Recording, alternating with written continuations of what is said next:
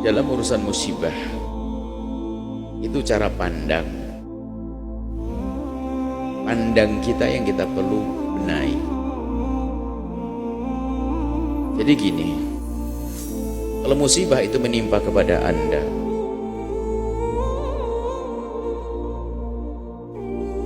faedahnya kan sederhana dulu, bahwasanya kalau ada seorang hamba diuji oleh Allah, itu tanda Allah cinta, karena Allah akan mengangkat derajatnya. Tandanya dia kuat dengan ujian. Innallaha idza habba 'abdan ibtalah. Allah kalau mencintai hambanya akan Allah uji dan diberi kekuatan untuk bisa menyelesaikan ujiannya. Makanya setiap Anda mendapatkan musibah atau bencana, maka katakan bahasanya di dalamnya ada ujian. Anda mau naik pangkat, sehingga Anda melewatinya dengan penuh harapan, bukan menjadi orang putus asa. Diuji dengan sakit, diuji dengan husnudzon langsung, karena Allah akan mengangkat derajatku, derajat keluargaku, derajat anakku, dan sebagainya. Kan begitu, ini kaidahnya. Jadi kapan Allah menguji, husnudzon yang harus kita hadirkan, bahwasanya Allah akan mengangkat derajatku. Maka lewati musibah itu adalah dengan menyerah kepada Allah tanpa protes dan seterusnya. Kemudian setelah itu baru cara pandang. Kan ada musibah itu, biarpun semuanya adalah pengangkatan, semua adalah untuk membuat perubahan, untuk menjadikan orang itu berubah. Jadi kalau ada seorang hamba kena musibah itu ada beberapa makna. Yang pertama adalah untuk menghapus dosanya. Kebaikan juga kalau kita sekarang kita banyak dosa. Yang kedua adalah untuk pengangkatan derajat. Yang ketiga adalah untuk tabungan pahala di akhirat. Itu kan semua musibah untuk orang beriman. Orang beriman kalau dapatkan musibah seperti itu. Tapi kalau orang tidak beriman, kalau mendapatkan musibah di dunia, mukadimah musibah di akhirat. Sakit gigi yang Anda rasakan kemarin itu, kalau Anda serahkan kepada Allah jadi pahala. Bisa saja melampaui daripada zikir Anda yang banyak itu. Diberi oleh Allah sakit, Anda demam, Anda akan diangkat derajat Anda oleh Allah. Makanya di dalam melihat musibah harus seperti itu.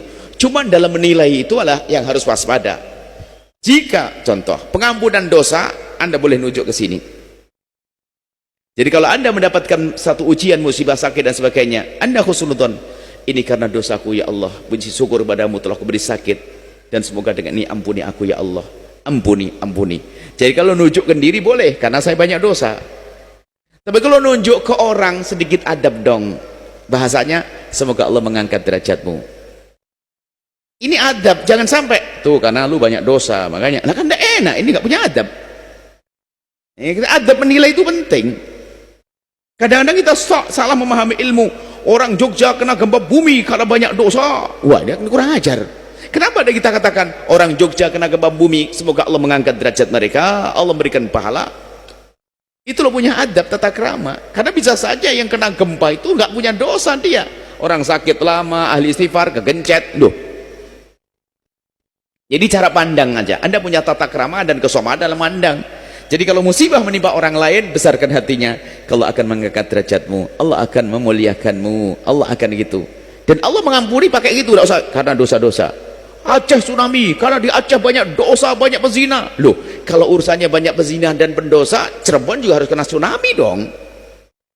Kadang kita sering mandang orang dengan pandangan picik, kelompok pandangan picik. Ini karena tidak punya adab kita mandang orang lain. Kenapa kita katakan Aceh diangkat derajat mereka oleh Allah, ditenggelamkan? Dalam hadis Nabi kan disebutkan termasuk orang mati syahid mati tenggelam. Loh, kan enak. Sehingga yang hidup tuh, anak-anak yang hidup tuh ada kebanggaan, ayahku mati syahid. Lah ini orang salah karena perubahan. Di Aceh banyak orang tidak sholat. Lah ini orang, ini kan sudah nggak benar. Termasuk kita sering mendengar kalimat-kalimat orang yang congkak. Jogja digempurnya ini karena maksiat mereka semuanya. Maksiat. Wah, serem banget. Kayak dia tidak punya maksiat. Kalau urusan maksiat kayaknya gempa dulu dia yang kena. Jadi tolong cara pandang yang santun ya, yang sopan.